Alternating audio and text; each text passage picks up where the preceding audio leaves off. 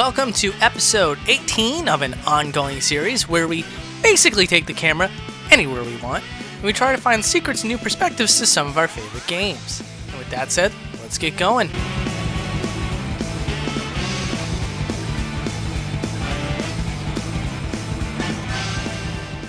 Our first little adventure is going to take place in the Mystic Ruins, and as you can see here, we are left with an invisible wall, and oh boy, are there a lot of them. So, let's see what's in front of this visible wall. So clearly we're going through some train tracks here, obviously, but at the end of the tunnel, it's just a black wall. But the stage doesn't end there. If you take the camera through it, you can actually see that there's an outside area. And then when you turn the camera around, you can see that all the textures in Sonic Adventure are rendered on both sides, which is a little bit unusual because, well, I mean, I've been doing about 18 episodes of the show now, and I've never seen so many environments textured on both sides like this, at least not this consistently. But anyways, so that's where the train tracks end, and if you look down below, there's some outer layers of the cavern areas that you use in order to get to the Chow Garden. And when trying to see if there was anything under the water, I accidentally stumbled upon these blocks. Now, I had to play through the entirety of Sonic Adventure for the very first time, mind you. I actually liked it. And at no point do these blocks ever pop up, but I found it very interesting. And if you're wondering what's behind those blocks, that is a launching bay for Tails' airplane. Better get going. Okay, so now we're going to check out Tails' house. Now, on the bottom door, you can actually go in there. It's very small and very cramped and not much is going on inside, but you can go in there.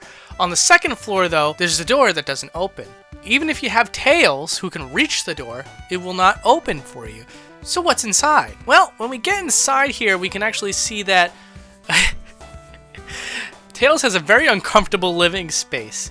He just lives with a giant rotating gear, and his chimney stack doesn't work. But what's actually really interesting about the chimney stack is that they rendered something to make it look like it was the bottom of a chimney, but you can never see it because if you were to ever actually get on top of the roof and look down the chimney, the roof just clips through the chimney, so that's all you're actually allowed to see. But anyways, nice house, Tails. It's out in the middle of nowhere, you have no neighbors, no friends, and no bed.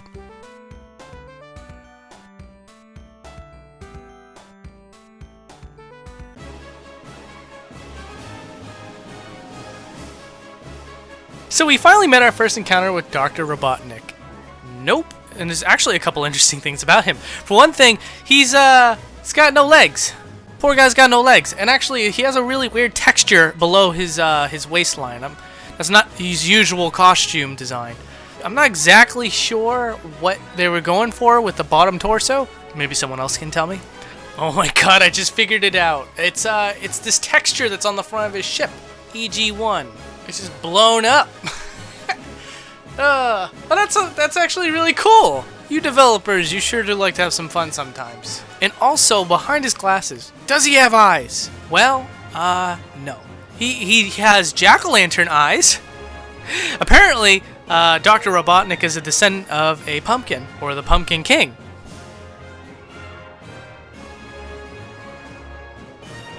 And here is another invisible wall. Is it starting to make sense why Sonic smacked into an invisible wall at the beginning of this episode?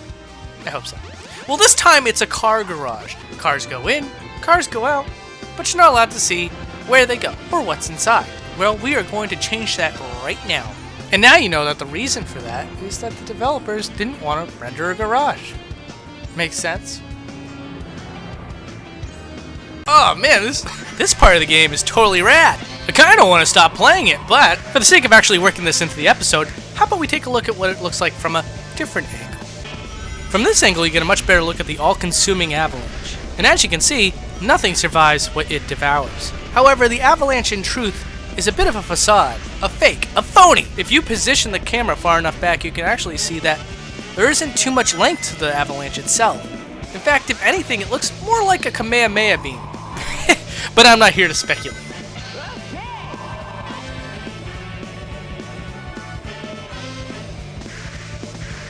So now Sonic's running down a building because Sonic is insane, and you gotta ask yourself, what does it look like when you zoom the building out? Well, there's two sections, one that we're looking at right now where it's indoors, and this is what that looks like.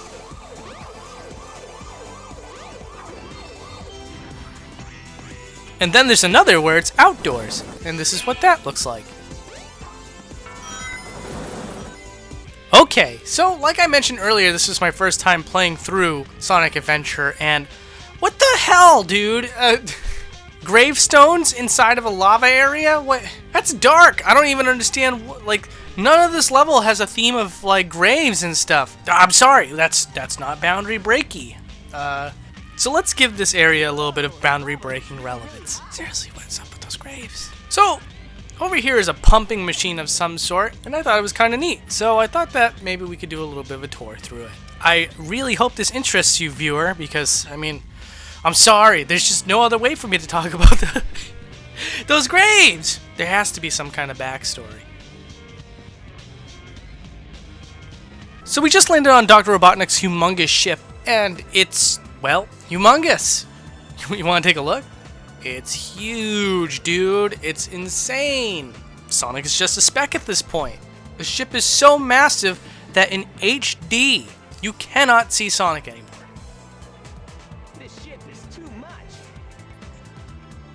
So this room has 3 bays that roll out drum cans, I think? And I thought it'd be really interesting to take the camera inside of the bay doors.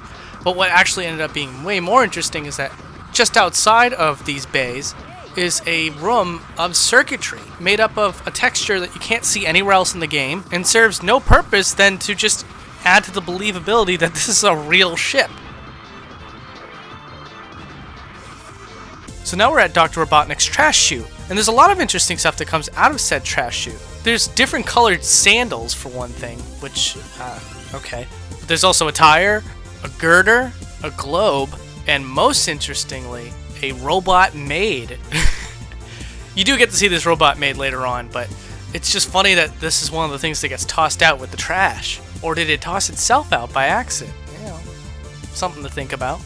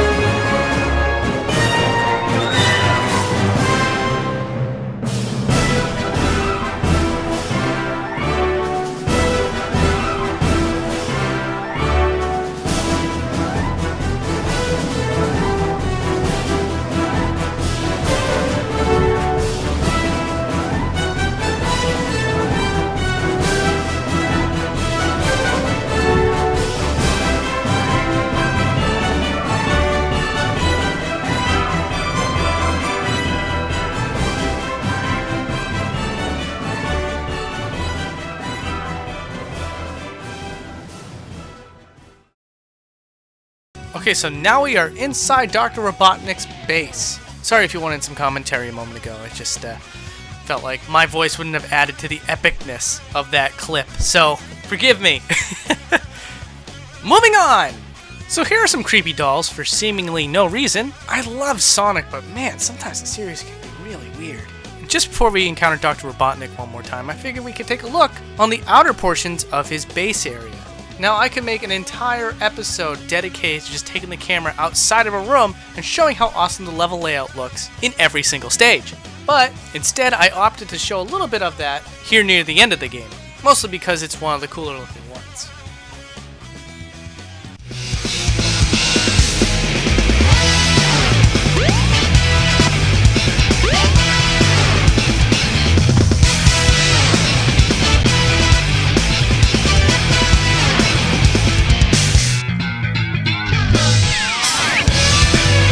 Well, if it isn't my pal, Sonic. Oh, we got another Low Poly Peach moment. Are you kidding? Oh my god, it's terrifying! Oh my god, he looks so bad. And this isn't a cutscene! We're meant to be looking at Robotnik right now. Oh dear lord.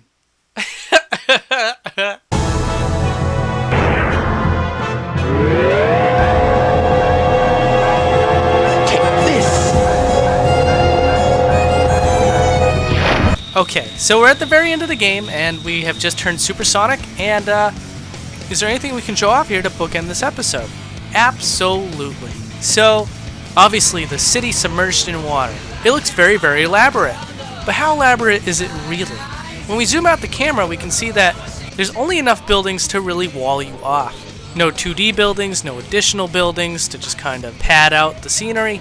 Just enough buildings to make sure that you're on course to fight chaos. I'm really shocked by this because while playing the last scenario and seeing the final cutscenes of the game, they really do give you this amazing, amazing vibe that you're surrounded by a city. Kudos to the Sonic team. This is grade A minimalism.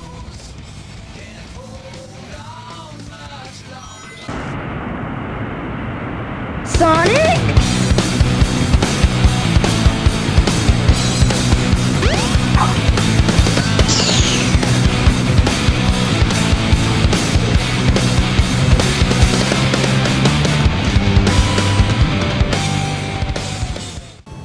Okay, so first things first, if you like the video, you don't have to like it, you don't have to comment on it, and you don't have to share it.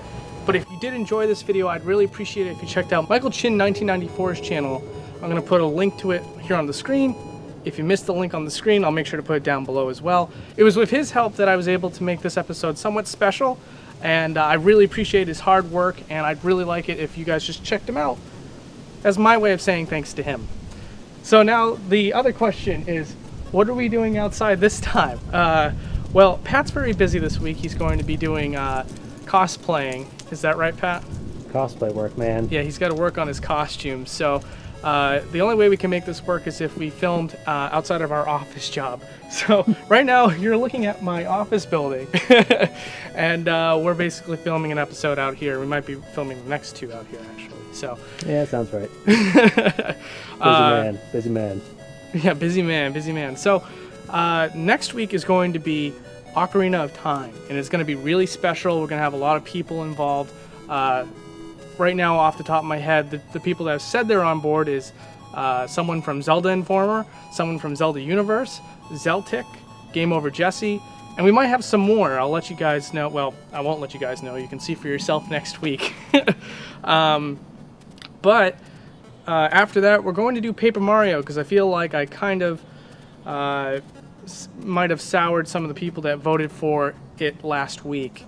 And we're going to make sure that we make good by those fans and give you the Paper Mario 64 episode that you guys actually managed to win out in the poll. So apologize for that, and it's going to be coming really soon. But if that's all you guys came here to see, thanks for watching. I appreciate it. And I apologize for the weirdness. We're going to make it back into my room very soon. Thank you so much. Say bye to the people, Pat. Do I have to? No, you don't. All right, take care. Bye, guys. Cosplaying is fun, but busy work and stuff.